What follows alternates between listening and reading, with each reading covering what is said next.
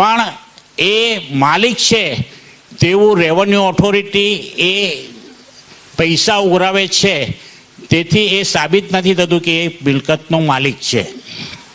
ઘણીવાર એવું બને છે કે એન્ટ્રી નહીં પડવાથી, વારસાઈની એન્ટ્રી ખોટી પડવાથી, દસ્તાવેજની એન્ટ્રી ન પડવાથી મૂળ જમીન માલિકના નામ ચાલુ રહે છે. અથવા તો એકવાર દસ્તાવેજ આપ્યા પછી બિન ખેડૂતના નામ પર દસ્તાવેજ થયો હોય, 84Cની કાર્યવાહી થઈને મૂળ જમીન માલિકના નામ પર પાછી જમીન ચાલી જાય, તો તેથી મૂળ જમીન માલિક જ્યાં સુધી પેલો દસ્તાવેજ હયાત છે, જ્યાં સુધી સિવિલ કોર્ટ એ દસ્તાવેજ રદ નથી કરી શકતો, ત્યાં સુધી રેવન્યુ રેકર્ડ પર પેલો ખેડૂત માલિક બને, પણ સિવિલ લો પ્રમાણે જેનો દસ્તાવેજ છે તેના હક એની પાસે જ રહે છે.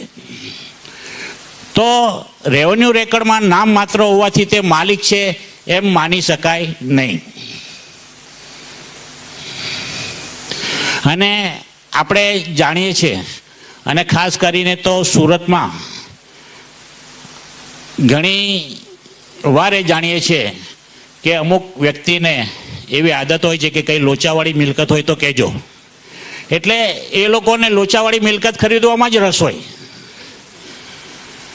પણ જે કાયદાના પ્રસ્થાપિત સિદ્ધાંત પ્રમાણે જે માણસ જાણે છે કે આમાં ટાઇટલ ક્લિયર નથી અને એ મિલકત ખરીદે તો એ મિલકત પ્રત્યે એના રાઇટ્સ ઊભા થતા નથી અને એના માટે એ દાવો કરી શકતો નથી. અને સામાન્ય રીતે તો આપણે સાટાકટમાં પાછું સામેથી લખીએ કે ફલાણાનું સાટાકટ છે તે દૂર કરવાની જવાબદારી ખરીદનારની રહેશે, ફલાણાનો કબજો છે તે ખાલી કરાવવાની જવાબદારી ખરીદનારની રહેશે. એટલે ટાઇટલમાં ખામી છે તે આપણે એક્સપોઝ કરીએ છીએ, અંદર લખીએ છીએ અને પછી સાટાકટ કરીએ છીએ. અને કાયદો એમ કહે છે કે જ્યાં ટાઇટલ ખોટા હોય એ જાણવા છતાં જો કોઈ લખાણ કરે છે તો એને પ્રોપર્ટી પ્રત્યે રાઇટ્સ ઊભા થતા નથી.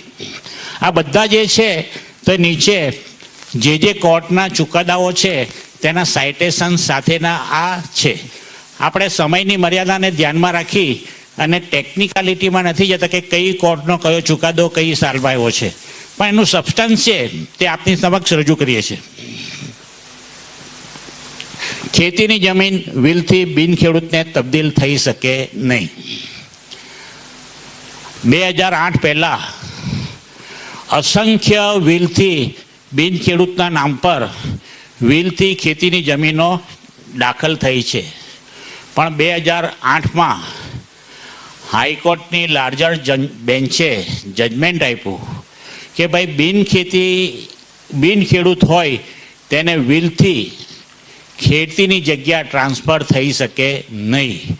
અને ત્યારથી વિલથી પડેલી જે કોઈ એન્ટ્રી હોય તે પડતી નથી અને અગાઉ જે એન્ટ્રીઓ પડી છે તેને રિવ્યૂ અને રિવિઝનમાં લઈ અને એની પર કાર્યવાહી કરવામાં આવે છે. અને એવી જે એન્ટ્રી પડી હોય તે આજની તારીખમાં હવે એક વિવાદી એન્ટ્રી તરીકે ગણાય છે.